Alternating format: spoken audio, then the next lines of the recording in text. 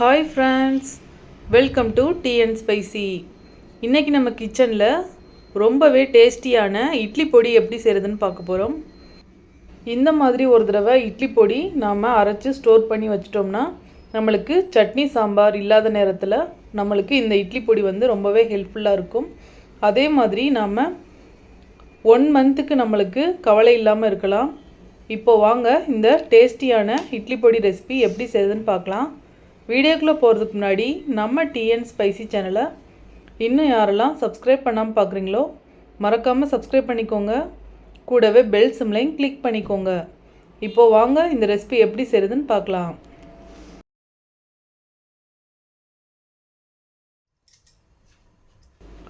இப்போது ஒரு பேனில் 1 கப் அளவுக்கு உளுந்து சேர்த்துக்கலாம்.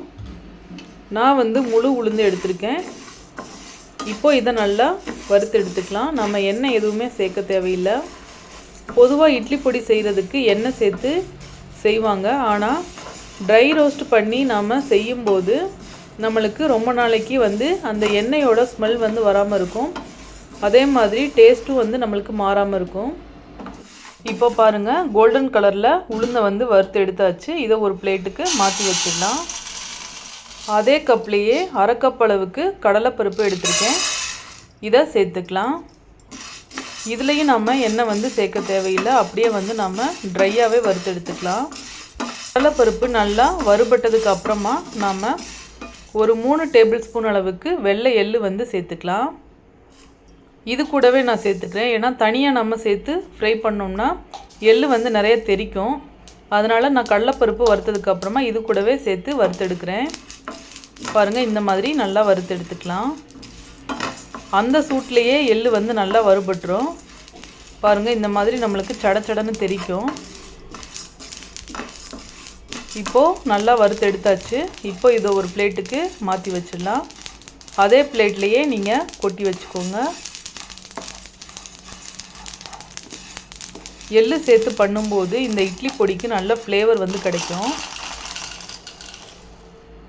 இப்போது ஒரு 10லேருந்து 15 வரமிளகாய் எடுத்துக்கோங்க. உங்களோட காரத்துக்கு தகுந்த மாதிரி நீங்கள் சேர்த்துக்கலாம். நான் ஒரு 15 மிளகாய் அளவு எடுத்திருக்கேன். இது மீடியமான காரம் இருக்கும். இதையும் நல்லா வறுத்து எடுத்துக்கலாம். சிம்லேயே வச்சுட்டு வறுத்து எடுத்துக்கோங்க. கலர் நம்மளுக்கு சேஞ்ச் ஆகாமல் வறுக்கணும். பாருங்கள், இந்த மாதிரி வறுத்தாச்சு. அதையும் ஒரு பிளேட்டில் மாற்றிக்கலாம். இப்போது அதே பேன்லேயே 1 ஸ்பூன் அளவுக்கு எண்ணெய் சேர்த்துக்கலாம்.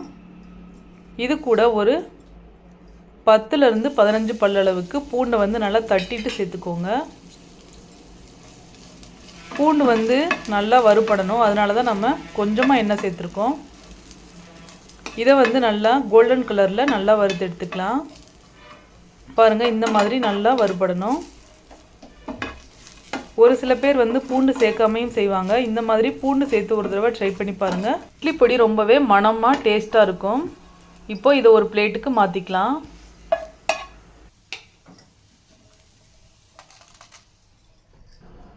இது கூடவே ஒரு கொத்து கருவேப்பிலையை நல்லா வாஷ் பண்ணிவிட்டு சேர்த்துக்கோங்க. தண்ணி இல்லாமல் நீங்கள் சேர்த்துக்கோங்க. இப்போது ஸ்டவ் ஆஃப் பண்ணிவிட்டு அதிலே நாம் வறுத்து விட்டுக்கலாம். அந்த சூட்லேயே இந்த கருவேப்பிலை நல்லா வறுபட்டுரும். பாருங்கள், இந்த மாதிரி நல்லா தண்ணி இல்லாமல் வறுத்து எடுத்துக்கோங்க. இப்போ நல்லா வறுத்தாச்சு. அதையும் ஒரு பிளேட்டில் கொட்டி வச்சிடலாம். இப்போது இதை நல்லா ஆற விட்டுருங்க. ஆறுனதுக்கு அப்புறமா தான் நம்ம அரைக்கணும். இப்போது நல்லா ஆறிடுச்சு. மிக்ஸி ஜாரில் சேர்த்துக்கலாம்.